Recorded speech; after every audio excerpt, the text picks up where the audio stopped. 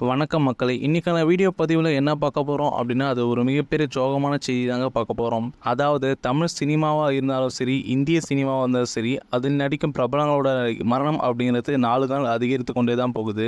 இந்த ஒரு விஷயமானது ரசிகர்கள் மத்தியும் பிரபலங்கள் மத்தியும் ஒரு மிகப்பெரிய அதிர்ச்சி ஏற்படுத்தி வருது. கடந்த இந்த ஆண்டு ஆரம்ப நிலையிலிருந்து நம்ம நிறைய திரை பிரபலங்களை இழந்துகிட்டே வரோம். அதே போன்று 2023ஆம் ஆண்டு இறுதியில் கேப்டன் விஜயகாந்த் அவருடைய மரணமானது ஒட்டுமொத்த இந்தியாவை மத்தியும் ஒரு மிகப்பெரிய அதிர்ச்சிக்கு உள்ளாக்கியது.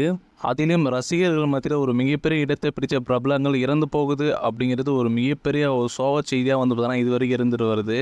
இப்படிப்பட்ட நிலையை தான் விஜயகாந்த் அவரோட இறப்புக்கு வந்து பார்த்தீங்கன்னா நிறைய பிரபலங்கள் மட்டும் இல்லாமல் ரசிகர்கள் வந்து பார்த்தீங்கன்னா அது மட்டும் இல்லாமல் அரசியல்வாதிகளும் வந்து பார்த்தீங்கன்னா நிறைய பேர் நேரில் போய் அஞ்சலி செலுத்திட்டு வந்தாங்க. அதன் பிறகு வந்து பார்த்தீங்கன்னா நம்ம தமிழ்நாட்டின் சொந்தமான இளையராஜா அவருடைய மகள் வந்து பார்த்தீங்கன்னா இறந்து போனாங்க. அதுக்கப்புறம் டேனியல் பாலாஜி இறந்து போனார். அதுக்கப்புறம் லொல்லு சபா காமெடி நடிகர் இவர் வந்து பார்த்தீங்கன்னா இறந்து போனார். இந்த சம்பவம்லாம் அடுத்தது நடக்கும்போது ஒரு மிகப்பெரிய அதிர்ச்சியை வந்து பார்த்தீங்கன்னா ஏற்படுத்தியது.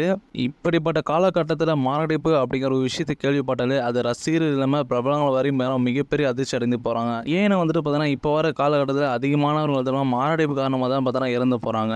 இப்போ வந்து பார்த்தீங்கன்னா மீண்டும் மீண்டும் ஒரு நடிகர் இறந்து போனது அப்படிங்கிறது ஒட்டுமொத்த திரை பிரபலங்களுக்கு மட்டும் ரசிகர்கள் மத்தியில் ஒரு மிகப்பெரிய அதிர்ச்சி சம்பவமாக இருந்துட்டு வருது. வாங்க அந்த பிரபல நடிகர் யார், அவருக்கு என்ன ஆச்சு, அவர் எப்படி இறந்து போகிறார் அப்படிங்கிற விஷயத்தை முழுமையாக இந்த வீடியோக்கான பதிவில் பார்த்து தெரிஞ்சுக்கலாம். அதுக்கு முன்னாடி நம்ம சேனலை சப்ஸ்கிரைப் பண்ணாதான் சப்ஸ்கிரைப் பண்ணி வச்சுங்க.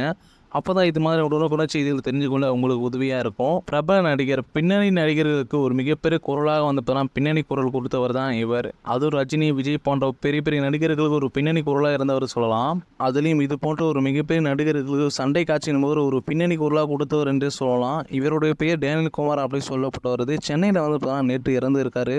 சன் டிவி ஒளிபரப்பாகி வரும் நாயகியின் பின்னணியில் ஒரு வில்லன் நடிகராக வந்து திகழ்ந்தவர் என்றே சொல்லலாம். இயக்குனர் லோகேஷ் கனகராஜ் இயக்கத்தில் வெளிவந்த விக்ரம் திரைப்படம், அது மட்டும் இல்லாமல் கைதி, அது மட்டும் இல்லாமல் விஜயின் லியோ திரைப்படத்தில் வந்து ஒரு பின்னணியில் வந்து ஒரு குணச்சித்திர வேடத்தில் நடித்துள்ளார் அப்படின்னு சொல்லப்பட்டு வருது. தனுஷ், அஜித், சிவகார்த்திகேயன், சூர்யா, விஜய் மற்றும் ரஜினிகாந்த் அவர்களுக்கு கடந்த ஆண்டு வரை பின்னணி குரலாக வந்து சண்டை காட்சியின் போது இவர் இருந்திருக்காரு.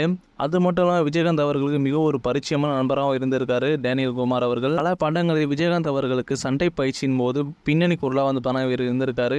உடல்நலை குறைவால் மருத்துவமனையில் சிகிச்சை பெற்றும் வந்திருக்காரு.